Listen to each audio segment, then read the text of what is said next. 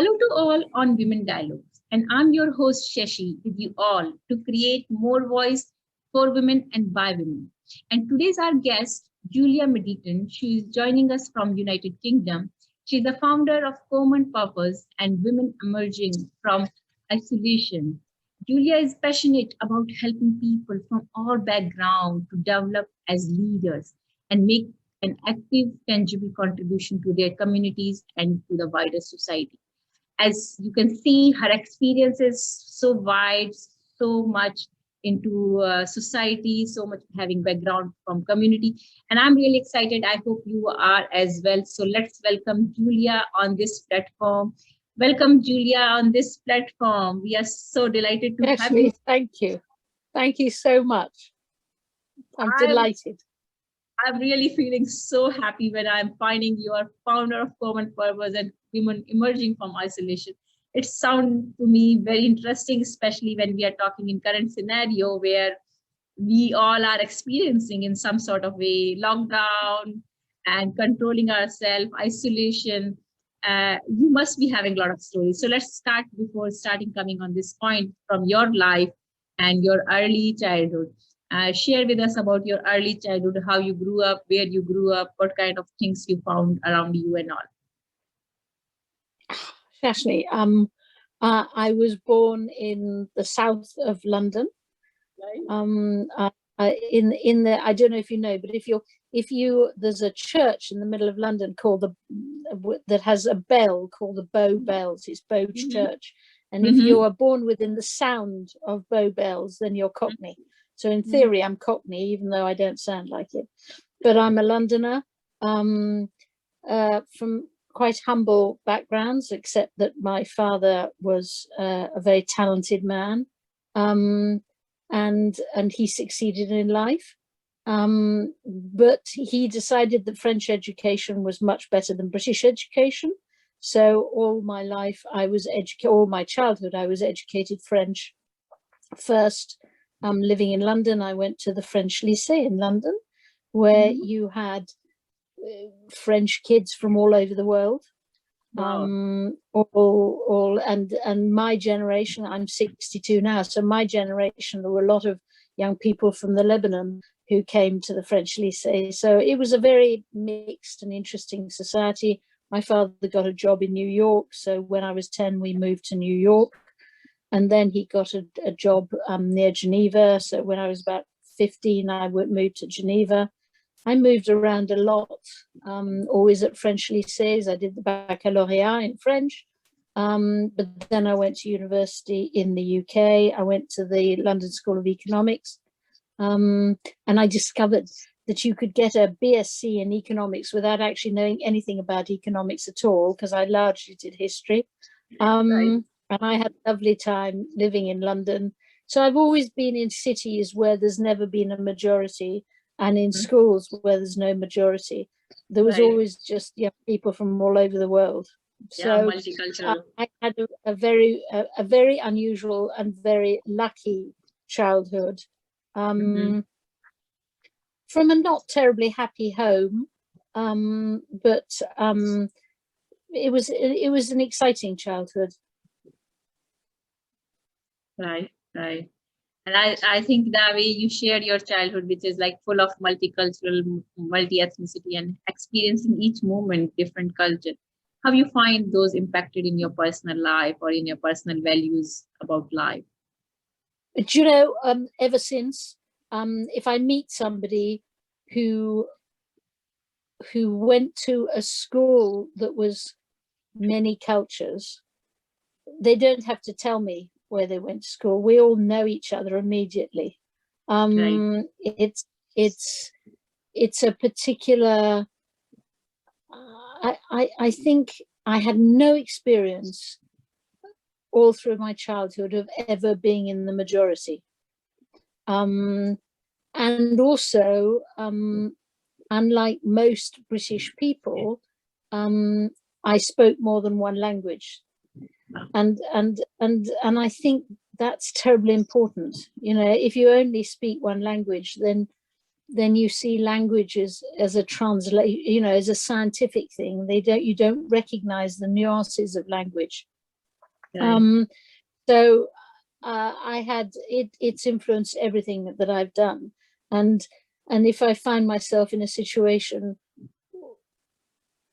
where I'm the majority, then I feel very uncomfortable. I always seek out difference, because difference comes with arguments, it comes with testing your ideas, it comes with noise and energy, and it comes, in my experience, therefore, in much better ideas.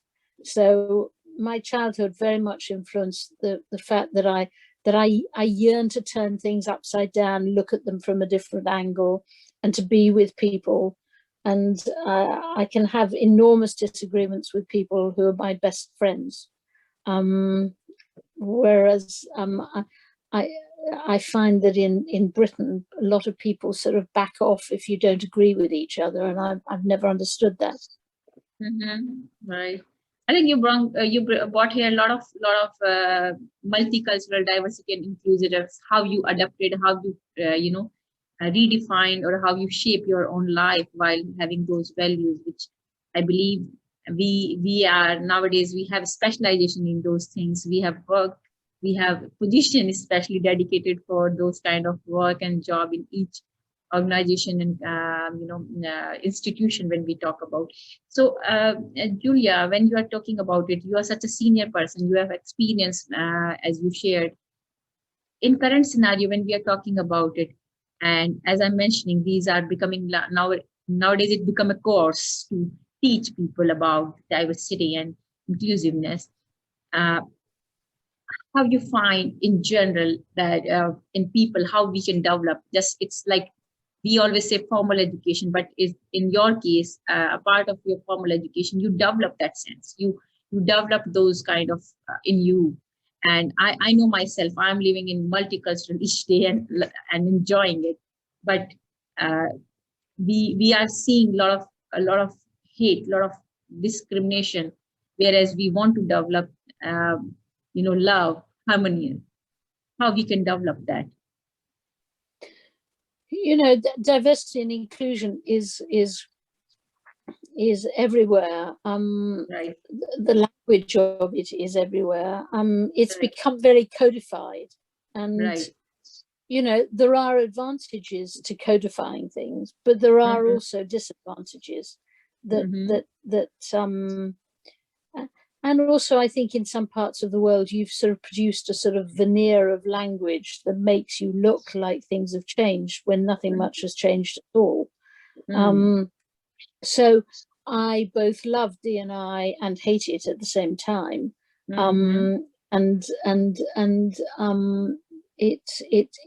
not made the progress that I would have liked it to make. I wrote a book a few years ago called Cultural Intelligence: How Do You Work with People Who Are Not Like You? And I loved writing it. I loved hearing everybody's stories. But I think that they evolve. Everybody has blind spots inside them, preconditions. I remember when everybody started talking about unconscious bias. I found, in the first few months, it was fantastic and it was really exciting. But then after the first few months, you used to meet people who'd say, I have an unconscious bias, but I know about it, so it's okay.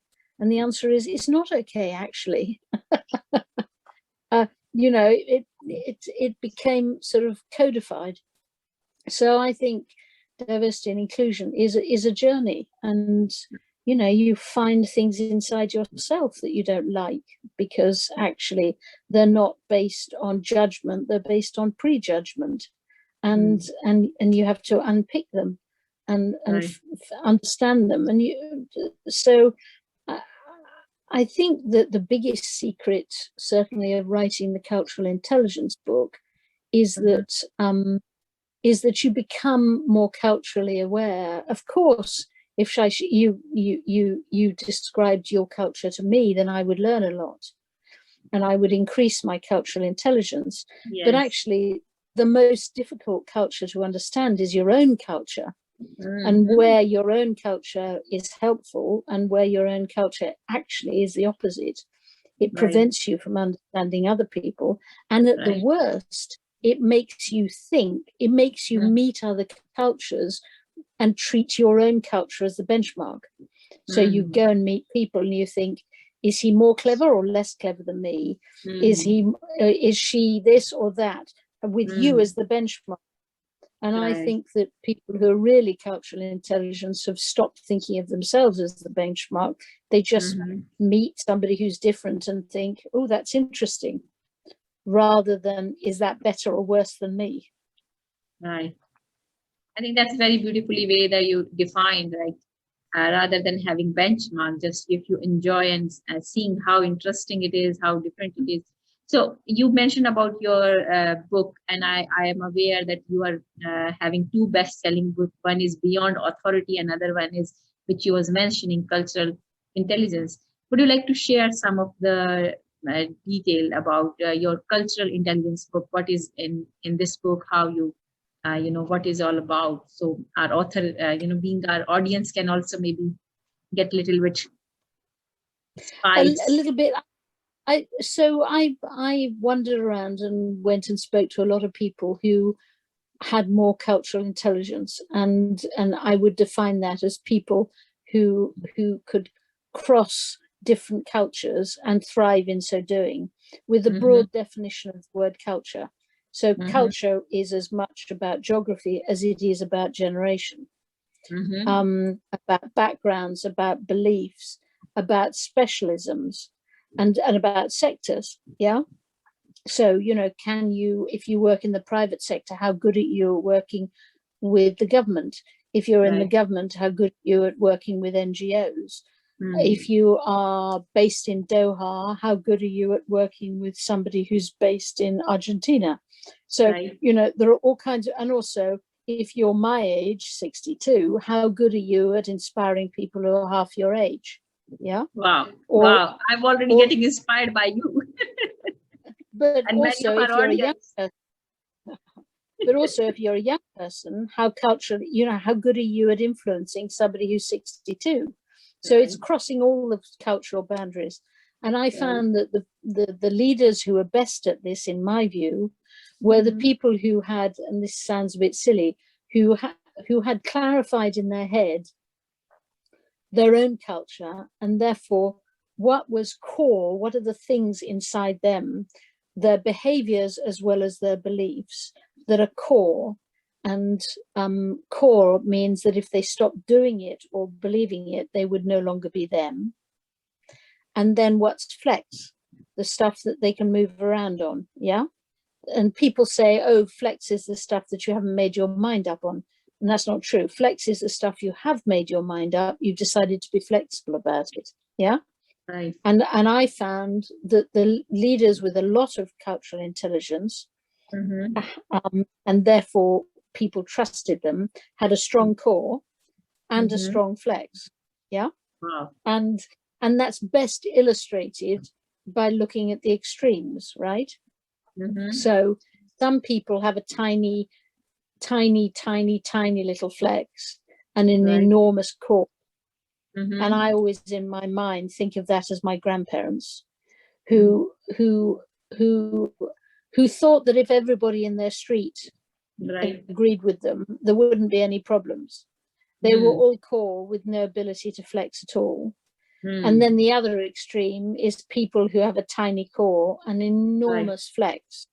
Right. And I think of that as my first boss, somebody who was a salesman, and you used to watch him and you'd think he would do anything to get a sale. He was all flex and you had no idea where he'd actually take a stand.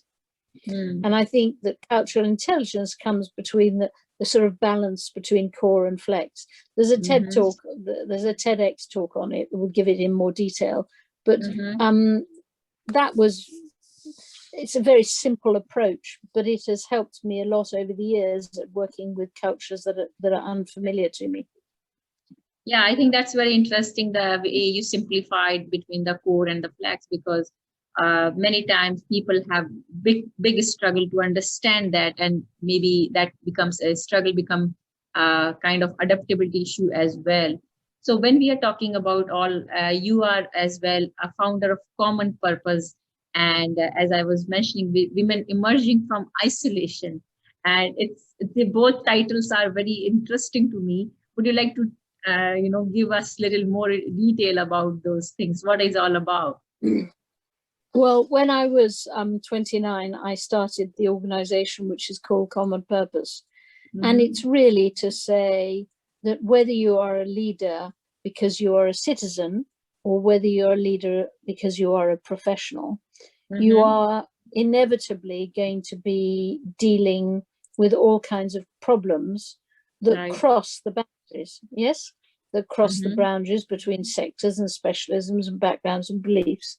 Right. But most leaders don't cross boundaries. They stay in the private sector, or they look for other women, or they look for other tall people, or they look for other people in Doha, or whatever.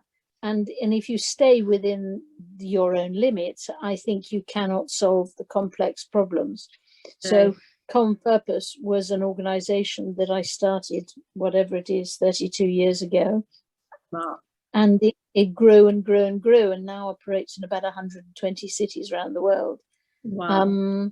And is great fun. And it's about developing leadership programs that help leaders to cross all kinds of boundaries.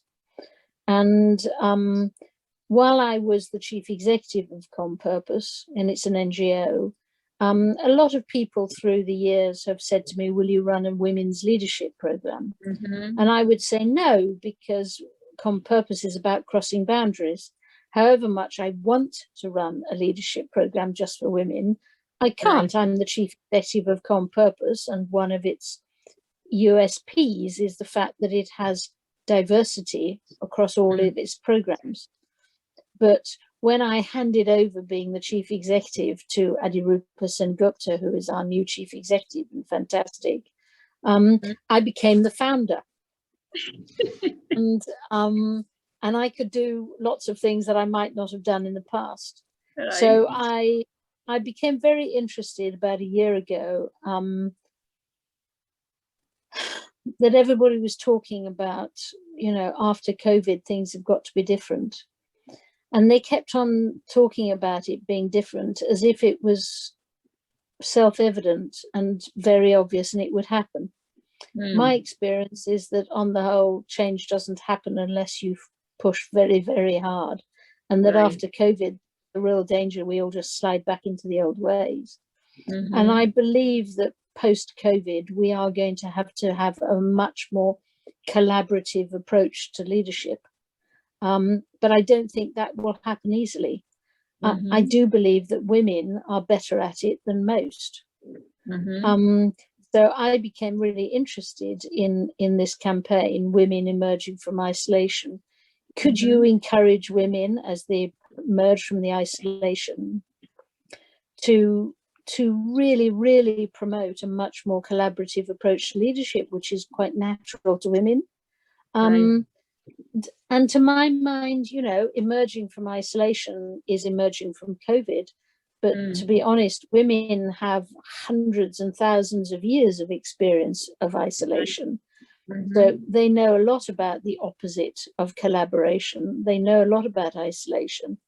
Mm-hmm. And I think where, if things are going to change, one of the things that's got to change is a much more collaborative approach to leadership, which happens to be a great strength of women. Mm-hmm. Right. So I started Women Emerging from Isolation, and it's grown very fast. Wow, that sounds interesting. And I think it's a very timely and very right approach you have taken, like rather than make them feel isolated, how they can utilize this isolation to develop their leadership, which they have inheritance in everyone as a female. So, Julia, you are doing a lot of work, and you are even ambassador and member of many leading organizations internationally. How do you see, or maybe you have seen very closely or impacted someone's life? You have Would you like to share some stories or something where you found that, yes, I made the change, and that feeling came? Yes, you must be having a lot of, I know. Yes, there's lots of small things that I've Right. contributed to. But the truth is that I am in the leadership development world. I believe in education. I was, as you heard, brought up French. We believe that education is revolution. Mm-hmm. That so, but if you choose to change the world through education, Mm-hmm.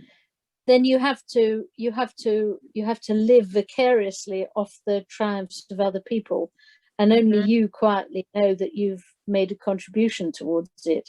So Right. almost all my triumphs have been watching extraordinary people and quietly knowing that I had a small part to play in their triumphs. So I would very seldom claim the triumphs for myself.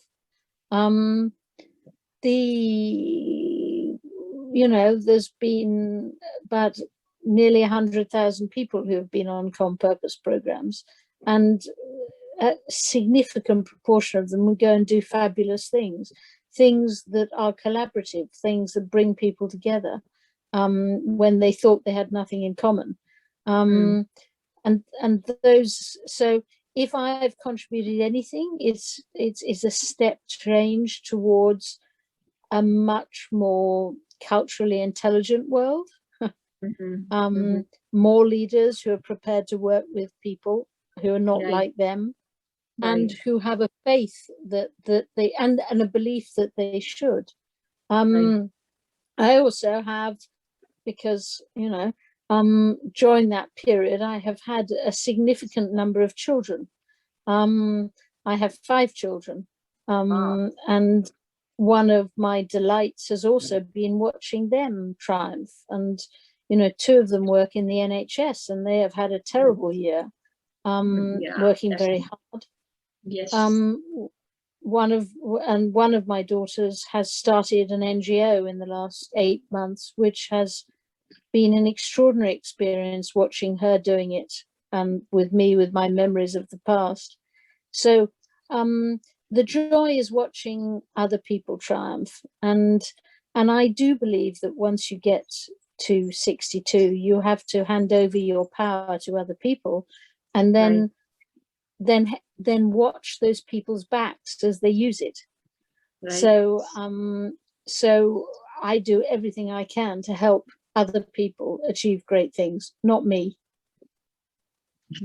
That's beautiful way you said that whatever you did, but now it's time to get reflection or observe by seeing how they are doing. So, what is the most strong output or points about your leadership quality, if I may ask? Forgive me, say that question again. What's the So strongest? What what do I what is believe about leadership? strong feminine leadership, about your feminine leadership quality? Feminine leadership qualities. I well, firstly, I would reject calling them feminine, Okay. because I would hope that my sons would adopt them just as much as my daughters would. Right. Um, Right. so, but I think an approach to leadership that recognizes that you have to take a little bit more time to get Mm-hmm. all the people around the table, and Mm-hmm. you have to figure out how to get the best of those people when they're very different, Right. and not impose your own views upon them. Mm-hmm. That you have to take people with you if you want to make change. There may Right. be a moment. There are maybe moments, and it's important that you are prepared to lead from the front. Mm-hmm. But most of the time, I think it's best to lead from the middle, where at times you will help somebody else. At times you'll get a sense of the mood. You'll get the drum beats. You'll get you'll go with people, you'll take people with you rather than charging out ahead and then looking behind and suddenly realizing there's nobody there. Right.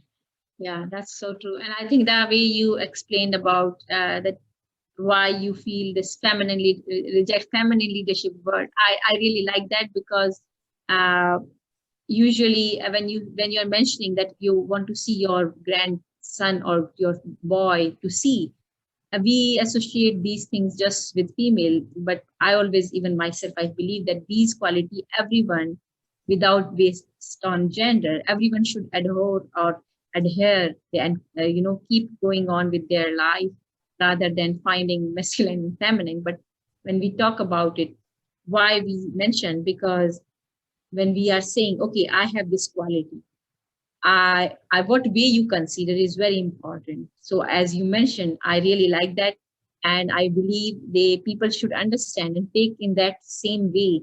And all our viewers and even your grandson in future, when he's watching, he can follow and take the same way. As Julia, you have worked a lot. You, as you mentioned, you are now in your 60. You are running your 62 years. Uh, I know you already are doing a lot of work, but if may I ask, what are your future plans for the work which you are doing? How you see it? Would you like to add something, or what way you are seeing it?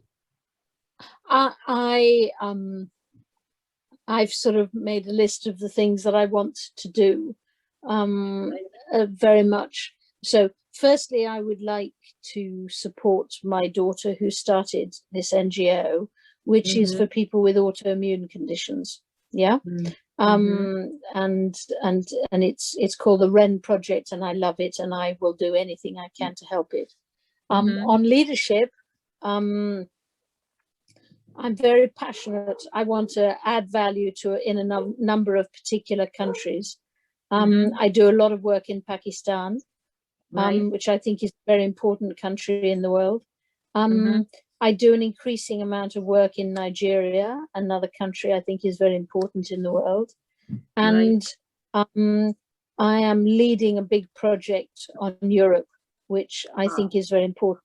And I feel that that my generation has not talked up Europe enough, and the importance of Europe in the world is not to be underestimated. And then I put an awful lot of effort into women emerging from isolation. I would like in the next few years to try to, I think there is this illusion that women do not work well together. I think it's an illusion. I think that the secret is that women do work very, very well together. And sometimes that's a bit threatening to men. So they try to divide us by persuading us that we don't work well together. Actually, I think we do.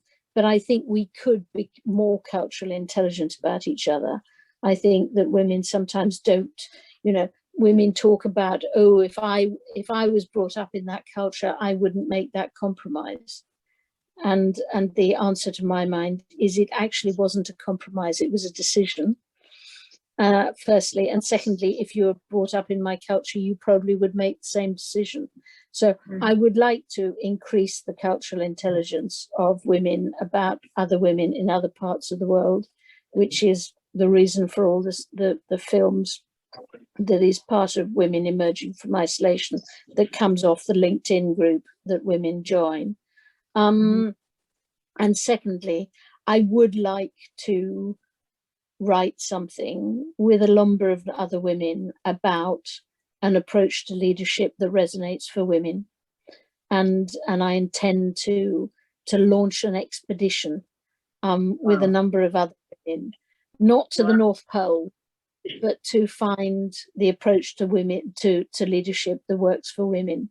And I believe it exists all over the world. It just needs capturing. So those are my priorities in the next few years. Wonderful. And I love the way you are listing out, and you have listed all your now future plans. And I wish you all the very best to accomplish your all plans in coming time. Just would like to ask, like, when we are talking about your work, your foundation, your organization, what way do you think the audience or the viewers who are watching us, who are listening us, can benefit by connecting with you or your organization? Do you have any provision of that? Go find me on LinkedIn and just send me a message. And I will come back to you within seconds. And then join off my profile. There is a group called Women Emerging from Isolation. And you are, anybody who knows you, Shashi, I'm very happy to welcome into the group. And as a result of being in the group, you get a film once a week that will either increase your leadership skills or increase your cultural intelligence about other women. And if you're not on LinkedIn, there's not a problem. Follow on Instagram or on Twitter or on Facebook. But if you actually want to talk to me, you need to do it through LinkedIn. Wonderful, wonderful. And I like the approach that how spontaneous, how quick you are, giving people the opportunity to connect with you, to learn from you. So last but not least, what way do you think the platform like this, Women Dialogue, is important? Because, it's really, really important that we have different voices of women. And, when I started, Shashi, looking at this, I became very sad that the women's dialogue, or the feminist women's dialogue, however you like to, whatever words you choose, was so dominated by quite strident voices from the Western women. And I think sometimes a lot of feminism isolates women. So your voice and the strength of your voice coming not from the West, with a different, and Western women sometimes, if I'm on a platform and then sometimes you have an audience of women and you have a panel of women or whatever, and when I reveal that I have 5 children, there's almost a sort of hush in the audience, as if I must be I can understand what you are relating for. And I always say back to them, I thought we were fighting so that we could all make our own decisions, not so that I have to make your decision. Right. Yeah. Right. I'm not telling you to have 5 children, but I enjoyed having 5 children. Exactly. Yeah.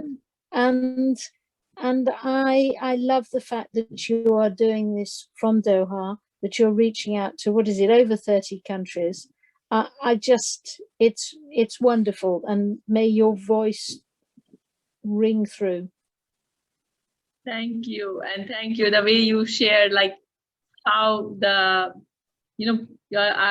as we were talking about cultural intelligence, I think you brought again in the cultural biasness. People associate when you are certain culture, they associate, okay, that should not be done or that should be done.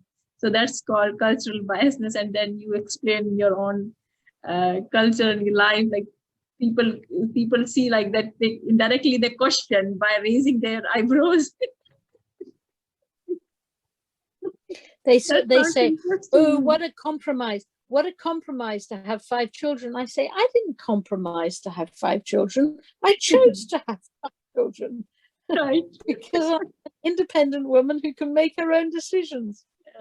Right. And anyhow, that's great pleasure talking to you. Thank you. And last thing, what message would you like to give to all our viewers who are listening and watching you, for them? Join Women Emerging from Isolation, just as you've joined everything Shashi is doing. And just occasionally resist the temptation to judge another woman based on yourself being the benchmark. Just Right. See what the difference is and find out if you can learn something. Right. Thank you. That's so powerful. That's so motivating. And thank you. And I wish people can take in the same way, can join the mission, to join the purpose. So once again, thank you so much for joining on this platform, giving your time. It was such a great pleasure to be with you today. Thank you so much, Julia. Thank you, Shashi. Thank you. And thanks to all viewers. If you would like to hear more women voices and part of Women Dialogues, please connect with us. Please share, subscribe, like, and thank you. See you in the next episode. And don't forget to check those links I'm going to put in the description about Julia and her work. And please check those and follow Julia as well. See you in the next time. Take care. Bye-bye.